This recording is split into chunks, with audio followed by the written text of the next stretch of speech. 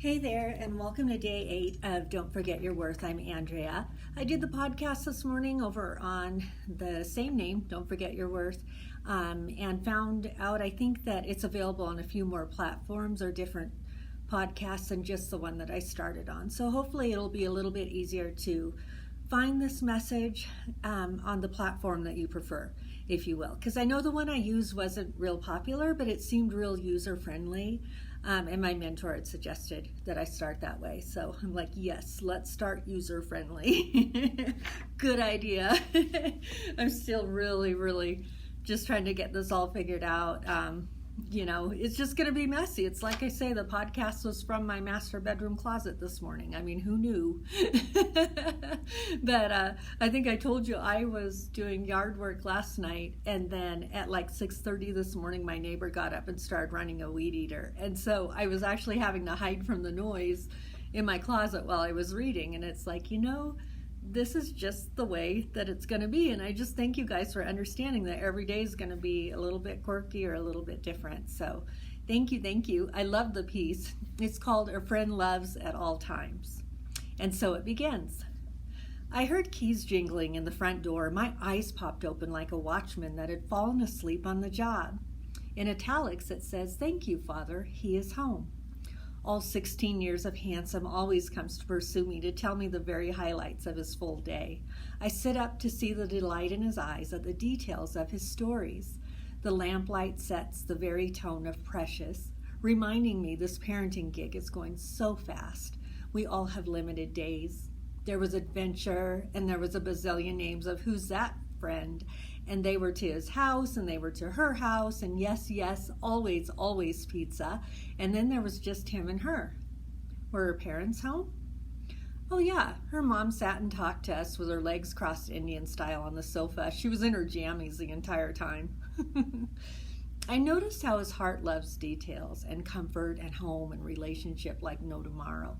That detail was important to him, telling me he loved everything about that in every way. So sorry, Mom, I was a little bit late, but my phone was off because we went to see a movie and I didn't expect it to cut that close. So here it comes, the flood of details, the movie review, the production critique, the cameraman improvements, the dialogue, the music, the predictable plot, missing nothing but every gift and every talent his maker flat put in him. So I'm laughing at this because he was 16 when I wrote this, and he just graduated USC from the film and acting school. So I'm just kind of knocked out by the coincidence of look at what God did in, 6 years, something like that. It's just unbelievable to me. Super proud. Okay. Anyway, I love you, Mama. Sweet dreams. I love you too. Sweet dreams, I said with a refreshing ease. Oh, but Coda. I heard his steps in the floor creaking backwards towards me, and his face shined warm again in my lamplight. I know you two are just friends, but did you make sure that you opened the car door for her? Yeah, he said, like, why would you ask? And did you pay her way into the movie? Yeah, he said with an ounce of why are you asking? And did you open each door that she came to and allow her heart to walk through it in front of yours? Of course, he said with the curiosity of what would be your point, Mom? They were just checkpoints, Coda.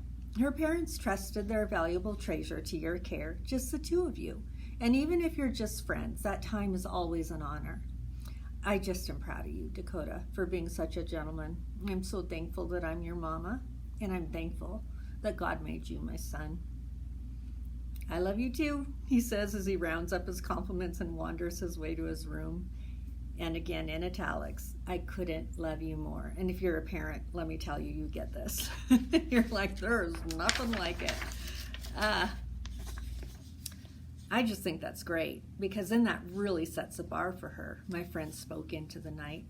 Sets the bar? What do you mean? I asked during our post-wedding powwow. Well, then she will know what she deserves and knows to expect that of somebody else too, she said, with wisdom and words of life. And your daughters, they're watching that too, and will know just what they deserve. Yes, I suspect that's just right. Because even sometimes this mama forgets when the world tries to show us otherwise. I can often forget my own worth. And the words of, I so get it, I love you, we are here for each other. Oh, I know it, me too. She was explaining she can forget her own worth too. And it's not foolproof. Dare I want to pat myself on an awesome mother's back. That Coda character, he flat loves to open the door for me, race through it ahead of me, and then drop it on my smile while laughing every now and then. He thinks he's funny that, and he thinks that maybe, just maybe, there's some doubt and a chance that I've raised them all wrong. He's a character he plays.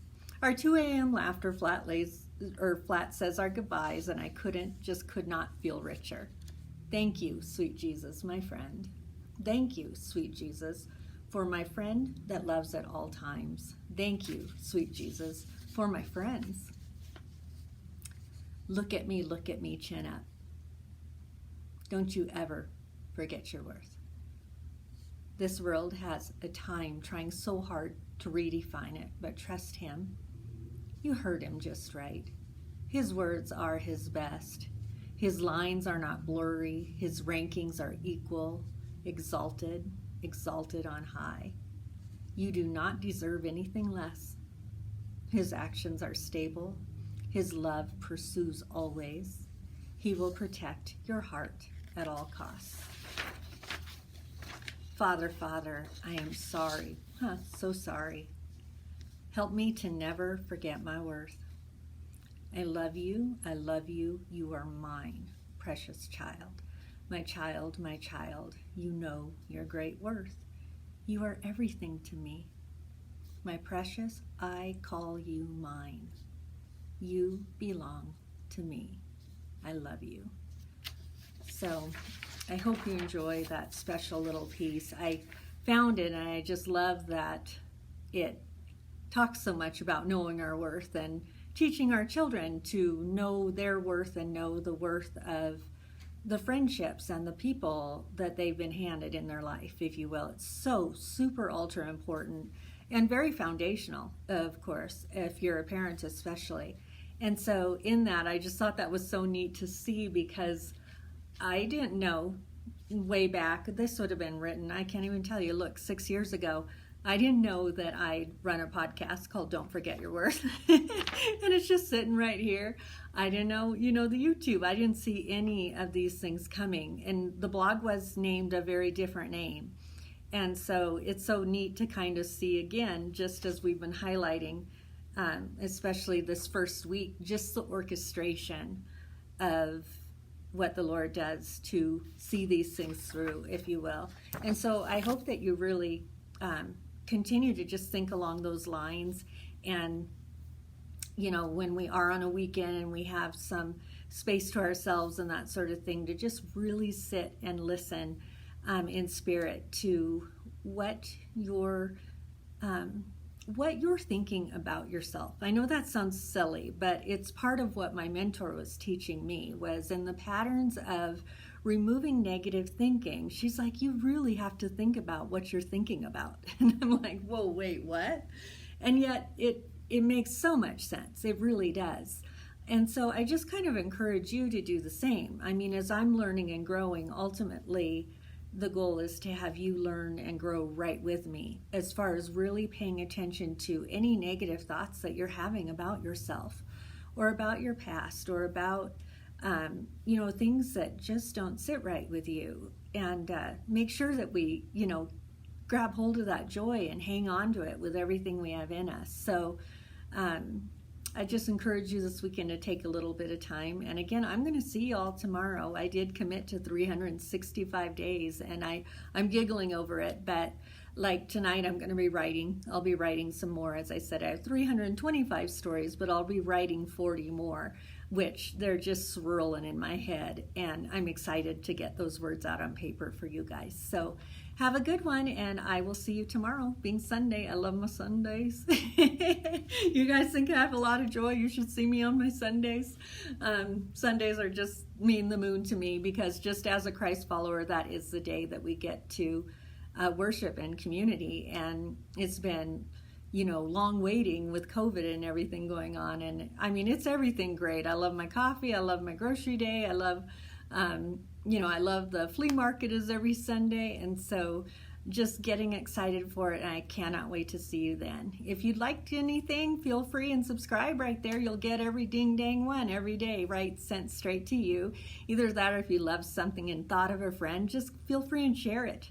And it is titled today, A Friend Loves at All Times. I think that those things are super loving when we share something where you're like, you know what, this is super speaking to me, and I thought of you. What a great way to just pass the message and the love around. So have a good day, and I'll see you tomorrow. Take care.